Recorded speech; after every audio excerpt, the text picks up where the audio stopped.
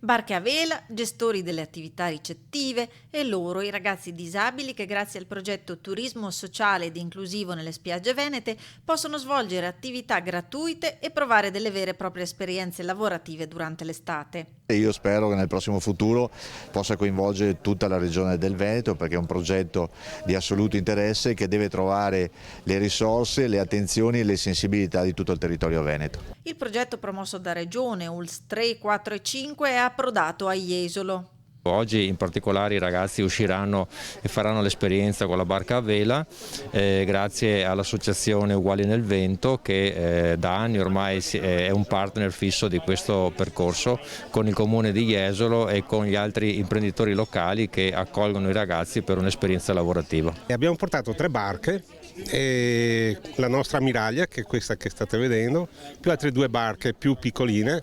e più consone a equipaggi diciamo delicati, tra virgolette, in maniera che c'è un rapporto diretto